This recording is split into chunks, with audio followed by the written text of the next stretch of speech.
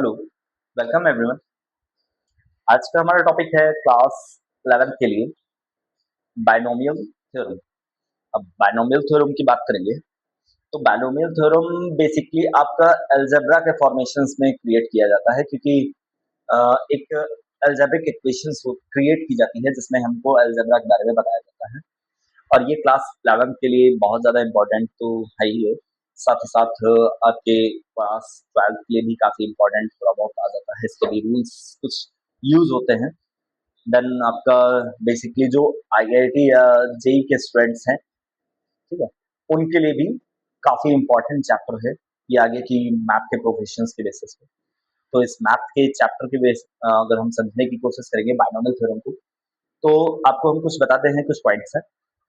जैसे कि मान लीजिए आपने प्रीवियस छोटी क्लासेस में आपने पढ़ा होगा ए प्लस बी का होल स्क्वायर या होल क्यूब की बात करते हैं। मतलब टू वेरिएबल होते हैं, उनका पर्टिकुलर होल स्क्वायर या होल क्यूब के फॉर्मुलेशन में आपने फॉर्मूले पढ़े होंगे।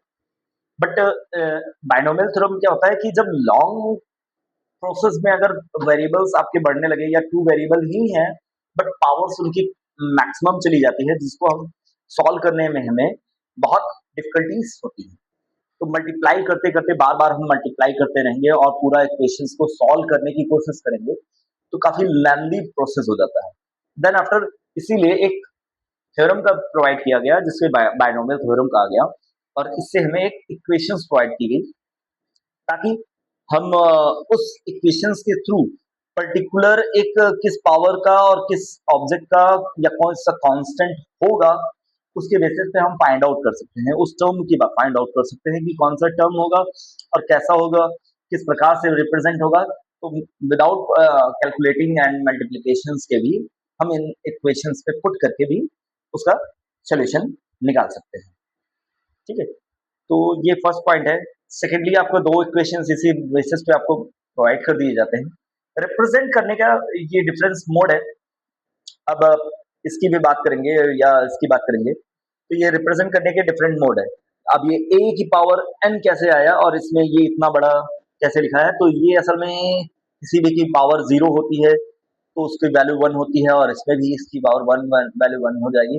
दैट्स वाई इसे हम डायरेक्टली ए की पावर एन से रिप्रेजेंट कर देते हैं। ठीक है, तो ये दोनों फॉर्मूले बेसिकली होते हैं सेम, लेकिन रिप्रेजेंट मेन फॉर्मूला ऐसे होता है।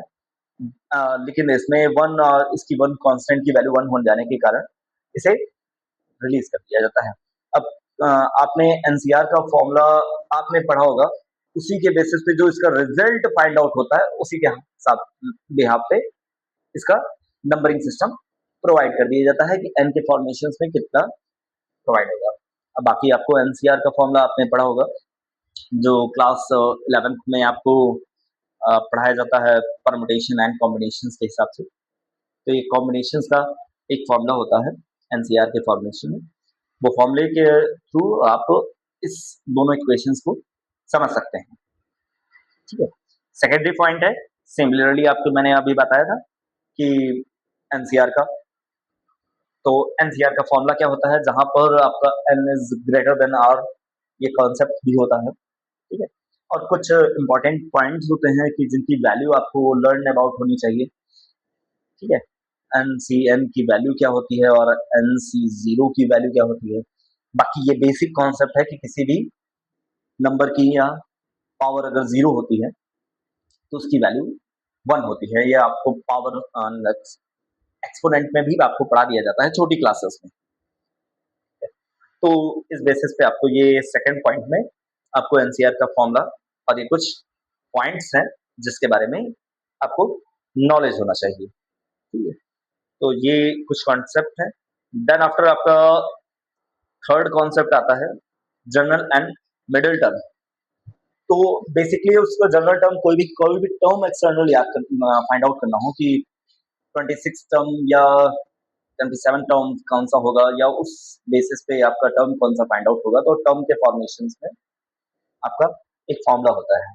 अब कौन सी पोजीशंस की बात करेंगे, किस पोजीशन पे कौन सा नंबर आएगा, और वेरिएबल की पावर अगर आप फाइंड आउट करने की कोशिश करेंगे तो उसके भी ए के फॉर्मेशन में या बी की पावर बेसिस पे आपको कौन सा नंबर प्रोवाइड करना है, उस ए की या बी की अगर आपसे पर्टिकुलर ए वेरिएबल या बी वेरिएबल की पावर के फॉर्मेशन में पूछ लेते हैं तो, क्योंकि कई आपको इक्वेशंस आपको इस बेसिस पे भी दिख सकती हैं ए प्लस एक्स की पावर एन के फॉर्मेशन में, तो वहां पर एक्स की पावर मैक्सिमम यानी कि बी की पावर मैक्सिमम से मैक्सिमम कितनी जाएगी और किस किस पावर पर या टू या थ्री किसी भी पर्टिकुलर पावर पर वो आपसे कांस्टेंट की वैल्यू पूछ सकते हैं, जहां पर एक एक क्या होता है वेरिएबल, तो आपको रिप्रेजेंट करने के लिए बता दिया गया है कि एक नंबर है जो कोई भी नंबर पुटिंग हो सकता है, बट एक्स क्या होता है वहां पे वेरिएबल का फॉर्मेशन में वर्क करने लगता है। तो जर्नल टर्म के बेसिस पे आप टर्म की वैल्यू निकाल सकते हैं। डिफरेंट टाइप्स ऑफ मोड है, आप अलग अलग तरीके से मेथड से इसको सॉल्व कर सकते हैं। ठीक है, तो ये बेसिकली आपके कुछ टॉपिक्स हैं, तो इस चैप्टर को बहुत अच्छे से समझ लीजिए। ये 3 टॉपिक हैं, ज़्यादा कोई लेंदी चैप्टर नहीं है। तो बाकी इसके क्वेश्चंस आप जब सॉल्व करेंगे या इसके क्वेश्चंस हम बताएंगे आपको, तो आपको बहुत ईज़िली समझ में आ जाएगा। तो क्लास 11th के बच्चे जो हैं वो इस चैप्टर को बहुत अच्छे से देख लें और समझ लें, और कई कई सारे टॉपिक हैं हमारी इस वीडियो में। ठीक है, तो इस वीडियो के थ्रू हम ये भी कह रहे हैं कि आप इस चैनल के थ्रू @TGA 27 में आप जब रजिस्टर कराएंगे तो आप मतलब आपको इसमें मैथ्स से रिलेटेड जितने भी प्रॉब्लम्स हैं उनका सॉल्यूशंस और उसके प्रति आपको गाइडेंस प्रोवाइड कर दिया जाएगा। ठीक है, और इसी तरह देखते रहिए और पढ़ते रहिए। Thank you for watching.